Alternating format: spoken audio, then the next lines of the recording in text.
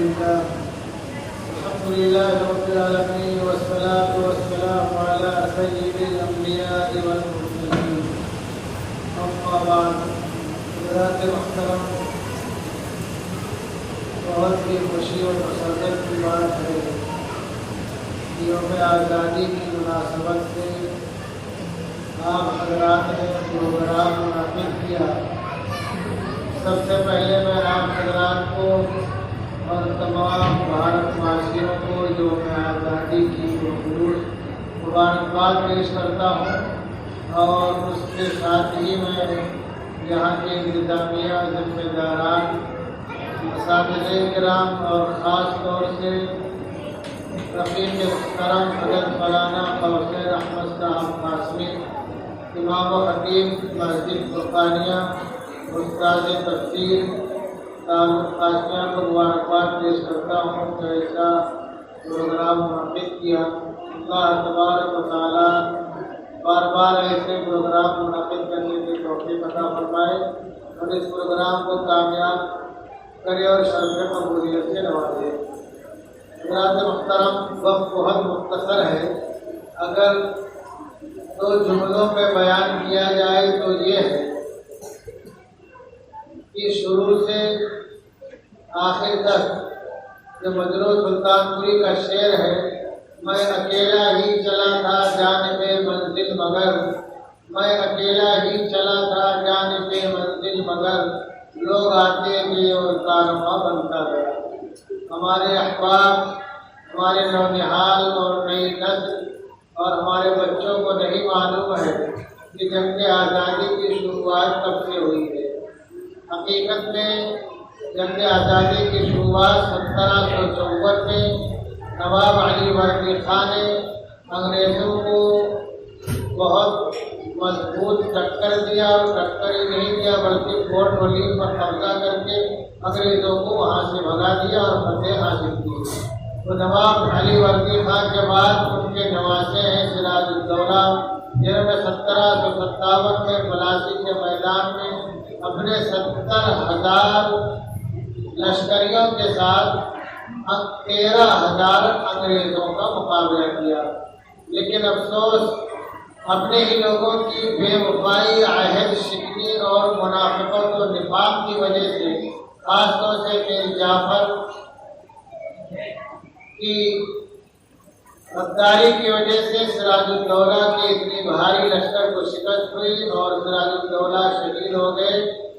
اس کے بعد میر جعفر وہاں کا نواب بنتا ہے اور اس کو لوگ معذور کرتے ہیں، اور پھر اس کے داماد کو وہاں کا نواب بناتے ہیں میر قاسم کو۔ یہ میر جعفر کو میں بتا دوں ہم لوگوں کی کوڑ کی بیماری میں مبتلا ہو کر کے مرا۔ میر قاسم میں اس کا داماد ہے، میر جعفر کا جو نواب بنتا ہے، اس کے اندر بھارتی حکومت گردش کر رہا تھا اور مسلمانوں کا خون اس کے اندر گردش کر رہا تھا۔ اس نے بھی انگریزوں سے مقابلہ کیا، جس کو بکسر کی جنگ کہتے ہیں، اور بکسر کی جنگ 1764 میں ہوئی ہے۔ تو یہ ہمارے ذہن میں جو ہے بسا ہوا ہے کہ جنگ آزادی کی شروعات 1857 سے ہوئی ہے، یہ حقیقت نہیں ہے، حقیقت 1754 سے ہے۔ 1754، 1757 اور 1764۔ پھر اس کے بعد بھارت کی آخری چٹان فتح علی عرف سلطان ٹیپو شہید اللہ ثرا وجعل الجنۃ مثواه نے، جن کو ہم شیر محسوب کہتے ہیں، سرینگا پٹم کے میدان میں اور اس سے پہلے بھی انگریزوں کو بہت ہی زبردست ٹکر دیا، اور اس کے پہلے کی جنگ میں انگریزوں کو شکست کی ہو گئی، اور پھر بعد میں ایک موقع ایسا آیا کہ سلطان ٹیپو شہید کو مصالحت کرنی پڑی، لیکن 1799 میں 4 مئی کو انگریزوں سے مقابلہ کرتے ہوئے سلطان ٹیپو رحمت اللہ علیہ رحمت واسعہ شہید ہو گئے۔ حضرت مولانا ابوالحسن علی میاں ندوی رحمۃ اللہ علیہ کی زبان میں سلطان ٹیپو وہ پہلے شخص تھے جنہوں نے یہ بھانپ لیا تھا کہ انگریزوں کو بھارت سے بھگانا بہت ضروری ہے۔ یہ وجہ ہے کہ آخری وقت میں جب ان کے کسی آدمی نے کہا کہ جو ہے اپنے آپ پر رحم کیجیے، تو انہوں نے کہا تھا کہ شیر کی ایک دن کی زندگی گیدڑ کی 7 سالہ زندگی سے بہتر ہے۔ اور قرآن کی تلاوت کرتے ہوئے انگریزوں سے مقابلہ کرتے ہوئے شہید ہو گئے۔ میں آپ کو بتا دوں کہ سلطان ٹیپو خالی بادشاہ ہی نہیں تھے، اپنے وقت کے قطب اور غوث بھی تھے، ولی کامل تھے۔ ان کی نماز کبھی تکبیر اولیٰ سے نہیں فوت ہوتی تھی اور صاحب ترتیب تھے۔ 1799 کے بعد پھر انگریزوں کے حوصلے بلند ہو گئے اور 1803 میں یہ سمجھو کہ لال قلعہ میں یونین سے لہرا گیا۔ 1803 میں سراج الہند شاہ وزیر رحمۃ اللہ واسعہ نے جہاد کا فتویٰ دیا اور اعلان کر دیا قد عادت الہند دار الحرب، کہ بھارت جو ہے دار الحرب ہو گیا ہے۔ مطلب کیا ہے کہ اب ہمارے لیے 2 راستے بچتے ہیں، یا تو ہجرت کر جائیں اور یا تو جہاد کریں۔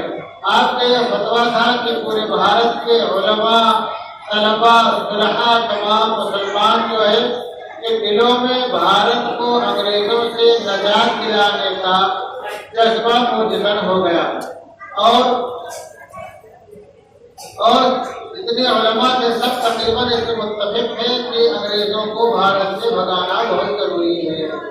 چنانچہ 1824 میں سید احمد شہید رحمۃ اللہ علیہ رحمۃ واسعہ جب حج سے واپس آئے تو حضرت نے اور ان کے ساتھی اور ان کے شاگرد اور ان کے جو ہے مرید حضرت شاہ اسماعیل شہید رحمۃ اللہ علیہ، ان دونوں حضرات نے مل کر کے بہت بڑی تحریک چلائی، اور اس تحریک میں بہت سے علماء، صلحاء، طلباء مسلمان ان کے ساتھ ہو گئے، اور 1829، 30 اور 31 یہ جہاد کرتے ہوئے بالا کوٹ کے میدان پر یہ دونوں حضرات شہید ہو گئے 1831 میں۔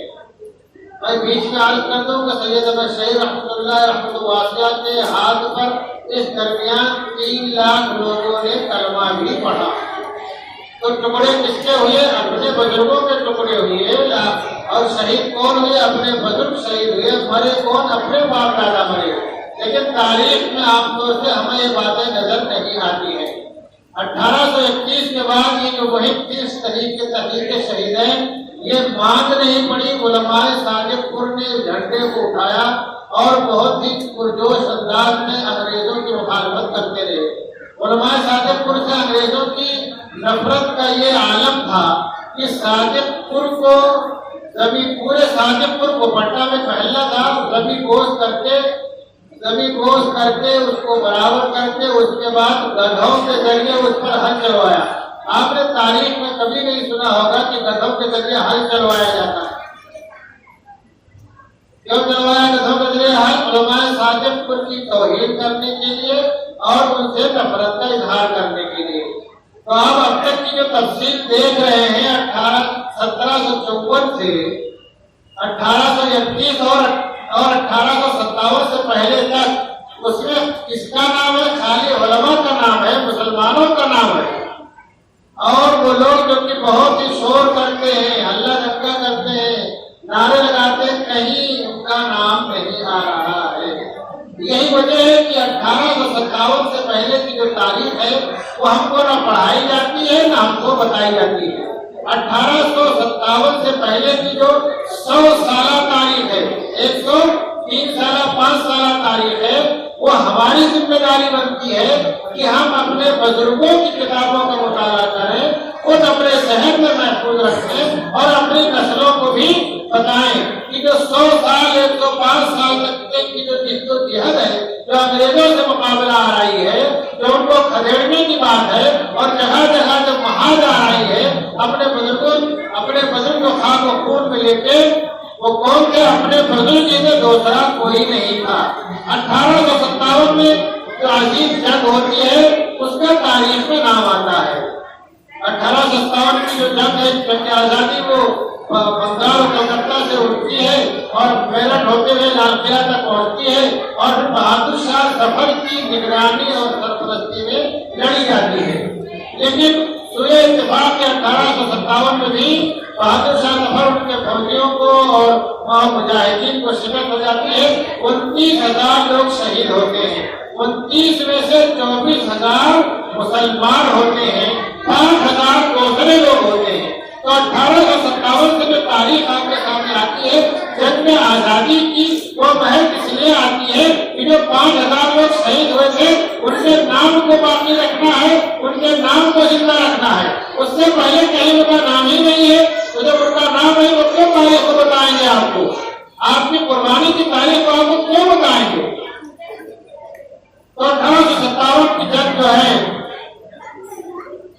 شکست ہو جاتی ہے۔ بہادر شاہ ظفر جو ہے رنگپور میں نظر بند کر دیے جاتے ہیں، اور بہادر شاہ ظفر سے ایک انگریز نے جو ہے مذاق میں کہا تھا کہ دمدمے میں دم نہیں خیر مانگو جان کی، دمدمے میں دم نہیں خیر مانگو جان کی، اے ظفر ٹھنڈی پڑی اب شمشیر ہندوستان کی۔ تو بہادر شاہ ظفر بھی شاعر تھے، ابراہیم ذوق کے استاد کے اچھے شاعر تھے، انہوں نے فوراً جواب دیا، انہوں نے کیا کہا کہ جب تلک غازیوں میں بو رہے گی ایمان کی، جب تلک غازیوں میں بو رہے گی ایمان کی، تخت لندن تک چلے گی تیغ ہندوستان کی، تیغ بولتے ہیں تلوار کو۔ تو وہی جب 1857 میں ناکامی ہوئی، اور اس کے بعد کے حالات جو ہیں آپ اگر تاریخ پڑھیں گے، میں یہ نہیں کرتا کہ آپ خالی مسلمانوں کی لکھی کتابیں پڑھیے، ایڈورڈ ٹامسن کی جو نوٹس ہیں، اس کی جو کتاب ہے، اس کی جو یادداشت ہے، اس کو پڑھیے تو آپ کو معلوم پڑے گا کہ علماء پر کتنی ظلم و زیادتی ہوئی۔ چاندنی چوک سے لے کر کے خیبر تک ہر درخت پر علماء کی لاشیں لٹکی ہوئی تھی، دلی سے مراد آباد تک ہر شاخ پر علماء کی لاشیں لٹکی ہوئی تھی، اور علماء کو بعض دفعہ اتنی سخت سزائیں دیتے تھے کہ ہم اس کو سن کر کے کام کرتے ہیں، کعبے سے ان کے بدن کو داغتے تھے، آگ میں ان کو جلاتے تھے، اس طرح کی سزائیں دیتے تھے۔ تو سب کون تھے؟ جیسے اپنے اسلاف تھے، اپنے پرکھے تھے، اپنے بزرگ تھے، جنہوں نے اس وطن عزیز کی آزادی کے لیے اتنی بڑی قربانی دی۔ اسی کو شاعر بولتا ہے، گلستان کو خون کی جب ضرورت پڑی، گلستان کو جب خون کی ضرورت پڑی، سب سے پہلے گردن ہماری ہی کٹی، اب یہ ہم سے کہتے ہیں اہل چمن، یہ چمن ہمارا ہے تمہارا نہیں۔ اس سے پہلے کی تاریخ دیکھیں گے آپ، کہیں نہیں نام نہیں آتا ہے، 1857 کے بعد نام آنا شروع ہوتا ہے۔ تو ساری قربانی اپنی ہے، سارے اپنے بزرگ جو ہے شہید ہوئے ہیں، اور اب کے جو حالات ہیں، اب کے حالات ایسے ہیں جیسے کہ یہ لگے کہ ہم انگریزوں سے بھی بدتر زمانے زندگی گزار رہے ہیں، ہر طرح ہمیں دبایا جا رہا ہے، ہم سے نفرت کا اظہار کیا جا رہا ہے، تعصب کی آندھی چل رہی ہے، نفرت کا سونامی چل رہا ہے۔ یہ کون لوگ کر رہے ہیں؟ یہ وہی لوگ کر رہے ہیں جو انگریزوں کے زمانے میں جیل جانے سے بچنے کے لیے معافی نامے لکھتے، یہ انہی کے ماننے والے کر رہے ہیں۔ وہ شاعر بولتا ہے کہ نئے رنگیے سیاست دورہ کو دیکھیے، نئے رنگیے سیاست دورہ کو دیکھیے، منزل انہیں ملی تو شریکے سفر رکھے۔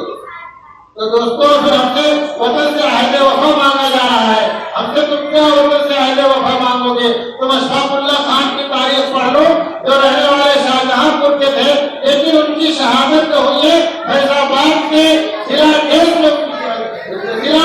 جیل میں ان کو پھانسی دی گئی، اور اس وقت ان سے جو آرزو پوچھا، انہوں نے کیا کہا؟ کوئی آرزو نہیں ہے، کوئی آرزو نہیں ہے، آرزو ہے وہ بس یہ کہ کوئی ذرا درخت کھا کے وطن کفن میں، یعنی مسلمان جوان پھانسی پر لٹکتے ہوئے بھی اپنے وطن کی خاک اتنی محبت کرتا ہے کہ اس کے کفن میں رکھ دیا جائے۔ اور شاعر بولتا ہے کہ دل سے نہ نکلے گی برکت بھی وطن کی الفت، دل سے نکلے گی نہ برکت بھی وطن کی الفت، میری مٹی سے جو خوشبو وفا آئے گی۔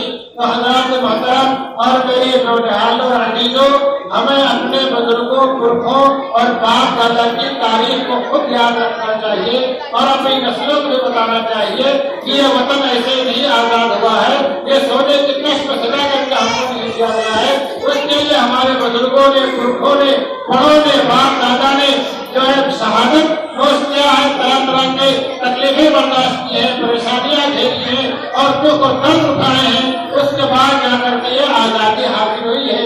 اللہ تبارک و تعالیٰ ہم تمام لوگوں کو اور تمام بھارت واسیوں کو جو سچی آزادی ہے، اس آزادی کی خوشبو اور اس آزادی میں ہمیں رہنے بسنے کی سعادت عطا فرمائے۔ ہمارے